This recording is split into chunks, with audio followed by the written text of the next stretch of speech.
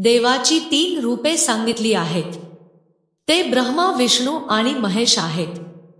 ब्रह्माजींनी हे विश्व निर्माण केले आहे, विष्णूजी ते सांभाळत आहेत आणि महेश म्हणजेच शिवजी या विश्वाचा नाश करतात.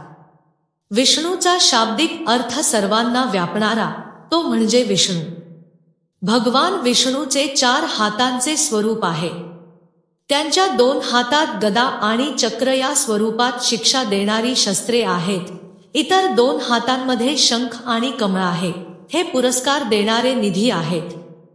या मंत्राने भगवान विष्णूची स्तुती केली जाते. लक्ष्मीकांतं कमलनयन योगीभार ध्यानम्य वंदे विष्णू भवभयहर सर्वलोकैकनाथम. या मंत्राचा साधा अर्थ असा आहे की विष्णूजी हे शांत स्वभावाचे देव आहेत. ते शेषनागावर विसावतात. ज्यांच्या नाभीवर कमळ वसलेले आहे, जो देवांचा स्वामी आहे, जो जगाचा पालनपोषण करणारा आहे. जेव्हा परमेश्वराचा रंग ढगांसारखा गडद असतो, तेव्हा तो सुंदर दिसतो आणि तो लक्ष्मीचा पती आहे. कमळासारखे डोळे असलेल्या आणि योगी ज्यांची पूजा करतात, अशा विष्णूला आम्ही नमस्कार करतो. जो माणसाच्या अस्तित्वाचा सागर पार करतो आणि भीती दूर करतो. जो सर्व जगाचा एकमात्र स्वामी आहे. जुन्या मान्यतेनुसार भृगु ऋषींनी भगवान विष्णूला 3 देवतांमध्ये श्रेष्ठ घोषित केले आहे. प्रचलित कथेनुसार महर्षी भृगु यांना हे जाणून घ्यायचे होते की 3 देवांमध्ये श्रेष्ठ कोण आहे.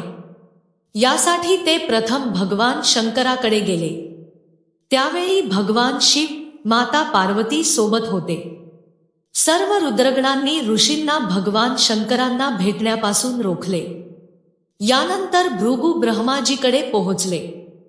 त्यावेळी ब्रह्माजी सर्व देवांसह दरबारात होते. भृगु तेथे पोहोचल्यावर ब्रह्माजींनी त्यांचे स्वागत केले नाही, म्हणून ते रागावले आणि विष्णू लोकाकडे जाण्यासाठी निघून गेले. भृगु विष्णू लोकात पोहोचले तेव्हा विष्णू झोपले होते. भृगुने हा अपमान मानला आणि रागाने विष्णूच्या छातीवर लाथ मारली. अशा रीतीने जागे होऊनही विष्णूजी धीर धरून माफी मागून म्हणाले, महर्षी, मी तुम्हाला दुखावले का? मी खूप कठोर मनाचा आहे. त्याने महर्षींचे पाय धरले आणि त्यांना स्नेह देऊ लागला. विष्णूच्या महात्म्याने प्रसन्न होऊन महर्षी भृगु यांनी त्यांना देवतांमध्ये सर्वश्रेष्ठ घोषित केले. तर मित्रांनो, ही कथा तुम्हाला आवडली असेल तर मित्रांसोबत शेअर करा आणि व्हिडिओला लाईक, शेअर आणि सबस्क्राईब करा. धन्यवाद.